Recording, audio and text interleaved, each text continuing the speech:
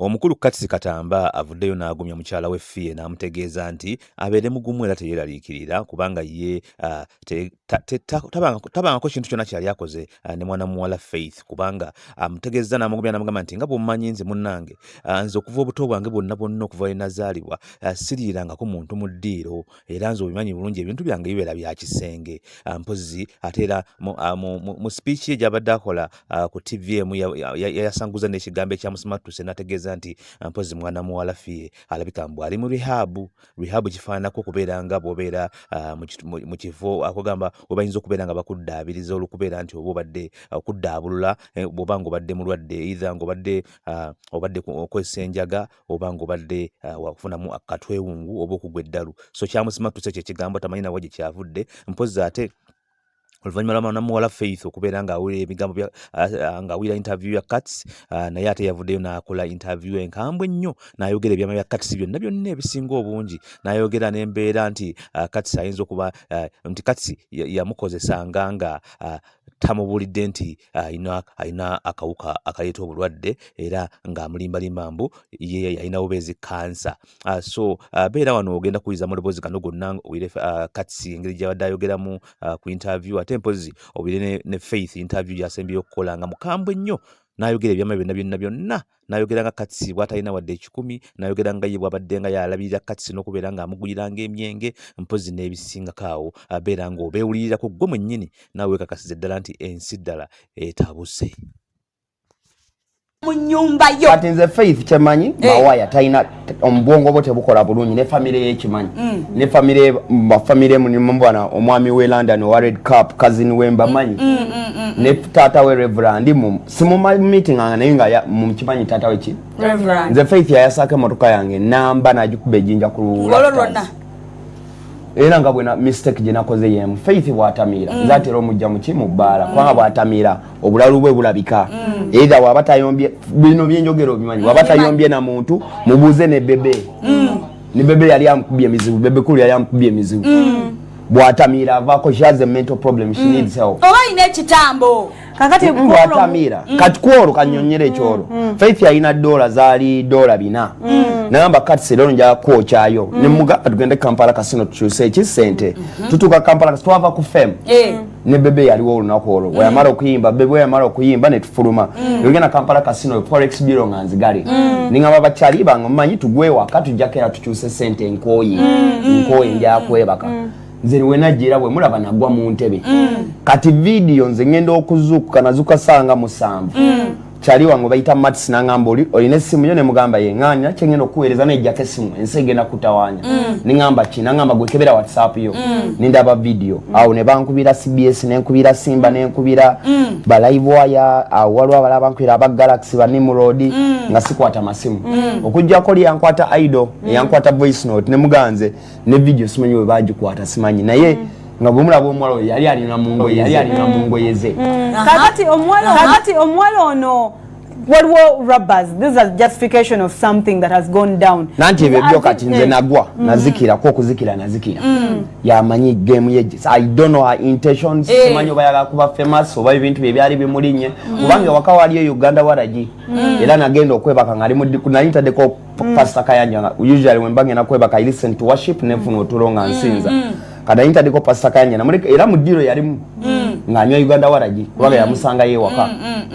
nze video nange najekanga bweka naye wamma kubanga n'obukalimpi wa nali ndaba temuli yadda na mu kisenge kyange ekirala era nze netondede mama Fie jo nali ne mama Fie ne mwana ne mu kisenge mwalimu abantu if anything was to happen wachite twagenda mu kisenge ne bisenge bibiri mu kisenge mwalimu Mats ne mu nganda batemujjamu naye kankubuuza awe wakawa beera Gabi Abi abeera ne mama Fie akati awe wakawa beera n'abantu abalala abaana abalala baba wawumulaba bampa twalabe ne bifaananyi byakuta abaana bange bonna mbatimbye munju kakati lwaki omukyalo ono tomusibisa lwaki because that's defamation oli okuvayo alina ekikyamu ku mutwe famire yeko yekolemu omulimu taata we Reverend bw'oyo omwana mumutwale mu rehab nga bukyalaba bw'anaasukka omwaka guno mugenda musanga nga yeyambula is it true omwalo alina oluganda ne Fie because that's the world alina luganda lwalina ku Fie nange nabagamba talina wadde ye yabyogedde mu alina agamba bwama yesiba nnyo ku basereebu si kyo mwaba abali mu ndongo mwenona ababeera mu mabbaalo no mwana mumumanyi mumulabye talwanye wuwi tayasiza kati ku Monday yagenda ku tebo ya mutabani wa Bebe Cool Alan ko yali atudde ekiro ekyo kyennyini nze mujja mu bbaala nakwata boto yabwe ne yeyira drink bwati natambula n'agenda ku tebo yakana akato akola mu talina mulimu gwakola ate akolawa kati dola binazijjawa ate nze mmanyi gyakolera nze nakwata muntu nagamba agenda kunjokya forex bureau nga nzigane ne mugamba okooye yali agagenda mu kasa ne mugamba okooye kutwala waka Katsi abadde mu entertainment industry for quite a long time. Why would you think ekiyinza okwentayisinga omuwala onokola ekintu ekyo kufuuka serebu lwaki ayinza okola ekintu bye bya serebu abyagala yangamba yagala nakuyimba byabyagala asobola okuyimba oyo simanyi simanyi naye nga katamba tuclarifyingira abantu bambi neggwanga n'abantu bonna abakulaba all over East Africa ekintu kino olina kyotidde nze ndaba olina kyoleseeyo kati lwaki nze ndaba olina kyowetereseza yogera nze ndi kyewetegula olina kyewetegula namuli oba samu wamulya oba tewamulya lwaki si mulungi ali mulire mu ddiiro sirina kisenge wange era nali muteeka kubanga mwalimu n'abantu ala ne tweggaliramu ne tukola ebyafemirundi egi mumanyi si mulalu oyo mwana nze amujja mu bbala buli watamira mujjamu naye omujjamu ngaani nga bw'onoolaba omuntu mbw'alina ekikyamu ate society tejja mutegeera oyo mwana bw'atamira alwana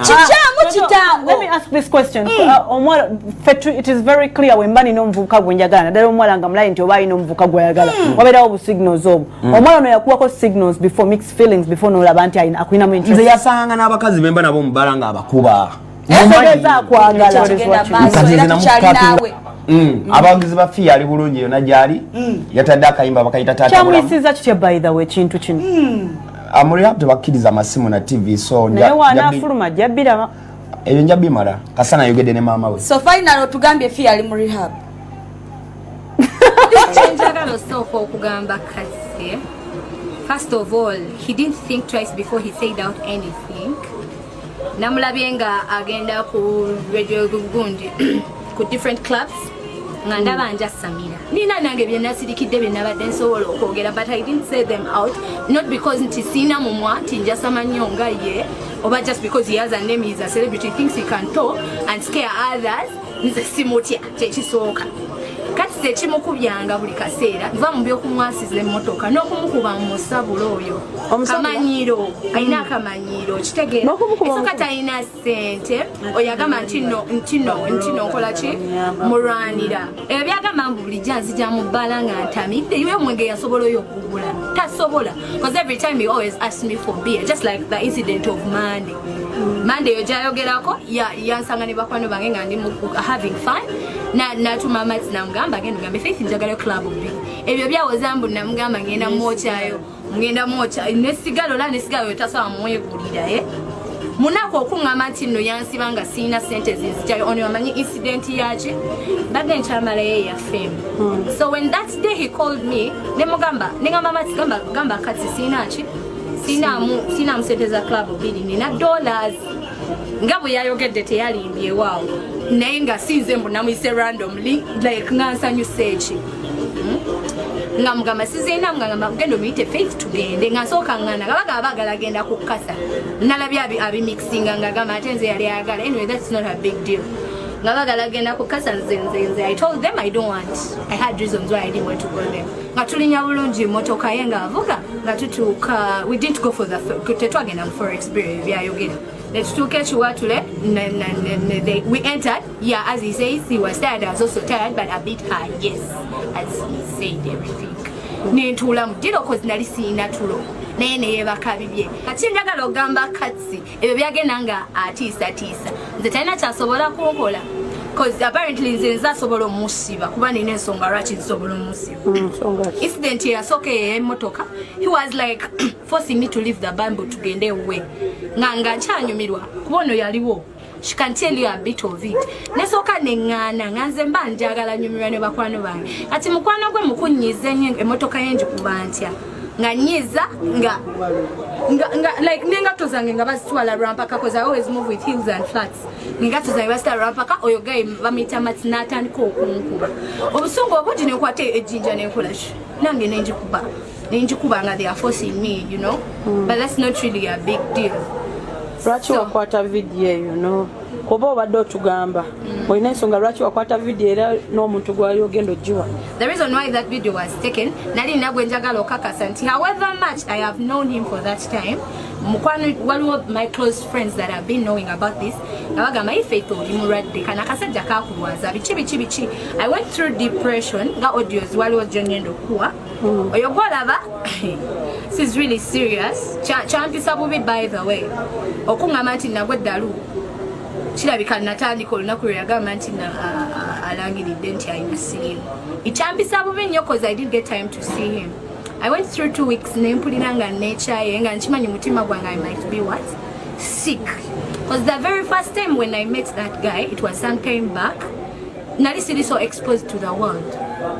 Kitegeera nga simumanyi nnyo nti oba kale mbangamba nti how could you go to that guy ng'okimanyi mulwadde biki nali sirina kye mumanyiko kyamaanyi nnyo because I used to know what